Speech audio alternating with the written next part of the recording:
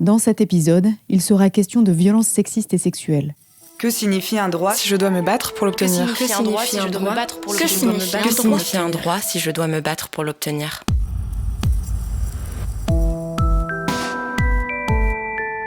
Jugeons la justice ! Le fait que les femmes travaillent, est-ce que vous êtes pour ? Bah oui, ça leur donne une certaine impression d'égalité avec l'homme. Ça va pas quoi, c'est n'importe quoi, comment ils nous parlent, Il y en a même qui sifflent pour nous appeler. Cette jeune standardiste en contrat à durée déterminée, sous prétexte de cours particuliers d'informatique pour une promotion future, a dû subir les avances, gestes à l'appui du directeur commercial de l'entreprise. Il y a un moment donné, vous allez plus avoir ce monopole. C'est un secteur où il y a beaucoup de femmes, où c'est extrêmement féminisé. Si justement on s'organise, qu'on est solidaire, on va y arriver quoi. Bonjour à toutes, vous écoutez Jugeons la justice, pas les femmes, un podcast écrit et produit par la VFT Libres et Égales pour outiller les victimes de violences sexistes et sexuelles au travail.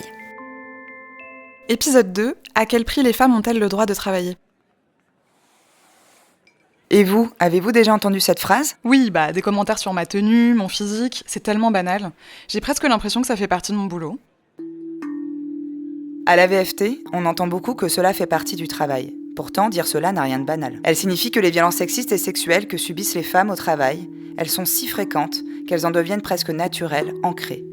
Dans l'organisation du travail, dans les mentalités, dans les manières de travailler. Et c'est vrai. À la VFT, on le voit chaque jour, les risques au travail sont différents selon qu'on est un homme ou une femme, quel que soit le secteur d'activité. Souvent, les travailleuses qui ont subi des violences sexistes et sexuelles nous le disent. Elles auraient aimé réagir plus fermement, plus violemment, pour stopper les agissements. Elles auraient dû lui mettre une claque, un coup de pied dans les parties, crier, griffer. Pourtant, quand on analyse leur situation de travail, ou dans lesquelles la hiérarchie les a placées, il est très difficile d'imaginer comment elles auraient pu faire autrement. Imaginez, vous êtes femme de ménage, secrétaire, comptable, sage-femme, infirmière, professeur des écoles. Vous avez besoin de votre travail pour vivre, manger, vous loger, faire vivre votre famille, habiller vos enfants. Et puis, vous adorez votre travail, il a du sens, il vous rend fier, vos collègues sont plutôt sympas. Un jour, vous croisez ce collègue dans un couloir. Soudain, il bloque votre passage. Il rigole, bien sûr, mais il vous a retenu quelques secondes.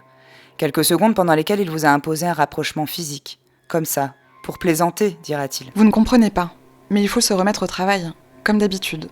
Sauf que vous y pensez sans arrêt. Pourquoi il a fait ça ? Qu'est-ce qu'il voulait, au juste ? Vous y repensez, encore et encore. Vous repensez à ce que vous avez ressenti, à une peur soudaine, à votre surprise, votre sidération. Comment continuer à travailler alors que je n'ai plus tellement d'espace pour y penser ? Comment composer avec la fatigue supplémentaire que produisent ces violences, à l'état d'hypervigilance dans lequel ces comportements me plongent ? À la VFT, on observe régulièrement que la protection des victimes face à ces violences repose uniquement sur elles-mêmes, sur leurs propres ressources, sur leur stratégie. Donc, je m'appelle Caroline Moriot et je suis inspectrice du travail à Paris.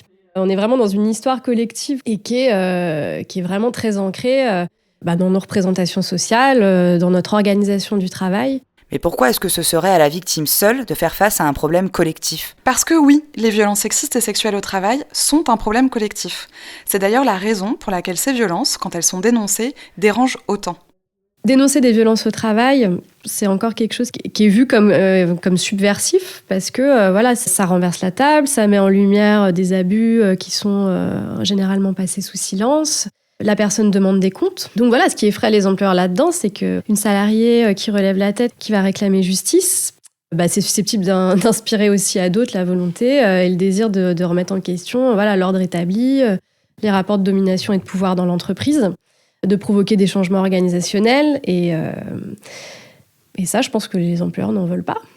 Certains leviers, que ce soit les salaires, que ce soit la division sexuelle du travail, qui est plus favorable aux hommes, va placer structurellement les femmes dans une position d'infériorisation dans le monde du travail. C'est le sexisme, tout simplement, qui conduit à ce qu'on ait un modèle d'organisation du travail qui est androcentré, qui est favorable aux hommes, où le modèle de référence va être assez masculin. Ça va être un travailleur à temps plein, qui n'a pas d'interruption de carrière, qui va faire preuve d'un présentéisme sans faille. Les femmes, elles vont plus difficilement correspondre à ces standards-là. Et donc leurs fonctions sont moins valorisées. Ça peut conduire à à favoriser un environnement de travail sexiste. Et derrière, voilà, c'est ça qui va permettre que d'autres formes de violence considérées comme plus graves vont pouvoir trouver un terreau favorable, vont pouvoir se manifester, quoi. Bon, il y a eu plusieurs cas, un notamment qui est une assez bonne illustration des facteurs de risque qu'on peut rencontrer. Là, par exemple, ça concernait une start-up de la tech, où il y a quand même une culture de l'entre-soi masculin qui est encore assez forte.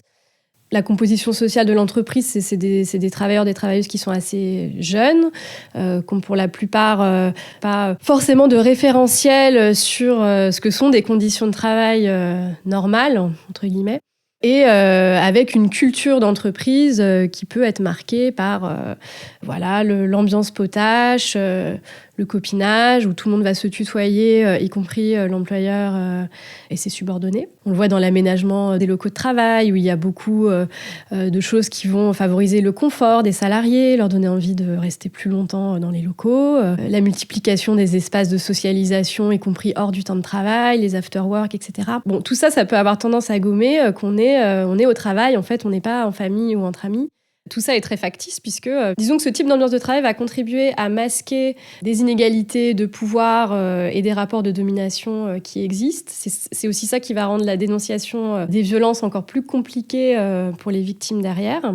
Et dans le dossier auquel je pensais précédemment, en fait, les salariés qui, à un moment donné, ont décidé de briser le statu quo en fait, en soulevant tous les problèmes que ça pouvait poser en termes de conditions de travail, de sexisme et de violence pour elles. Elles ont été licenciées de manière extrêmement brutale. Donc, en fait, le pouvoir de direction, il n'a jamais disparu. Il ne faut pas le perdre de vue. Ces violences, qu'elles soient verbales, non verbales, exceptionnelles ou quotidiennes, agissent toujours comme un outil de discrimination très puissant. Elles transforment les travailleuses en intruses sur les lieux de travail, dans les collectifs de travail. Elles excluent les femmes du marché du travail, elles impactent jusqu'à leur vie privée en dégradant leur santé, en les privant de leurs ressources psychiques, économiques, sociales, en faisant obstacle tout simplement à leur droit de travailler comme tout le monde. Culturellement, il y a quand même encore une chape de plomb sur ces violences. C'est pas toujours évident de les dénoncer. L'environnement de travail va pas forcément faciliter les signalements faits par les victimes.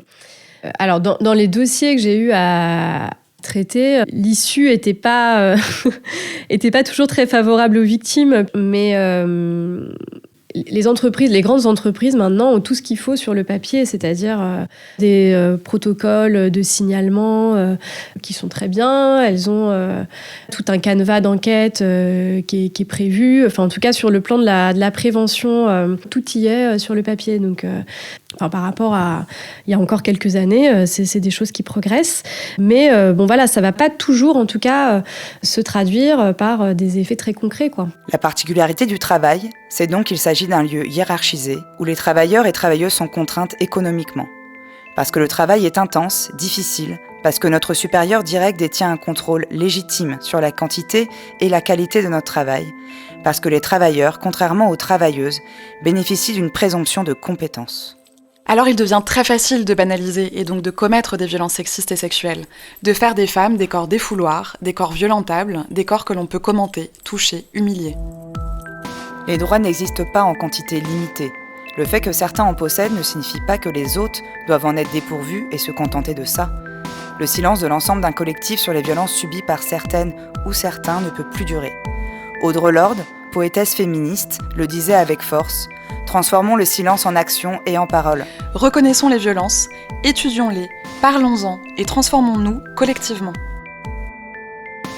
Dans le prochain épisode de Jugeons la justice, pas les femmes, nous parlerons de harcèlement sexuel. Comment il se manifeste, comment le reconnaître, le nommer, car loin de faire partie du travail, c'est une faute grave pour celui qui le commet.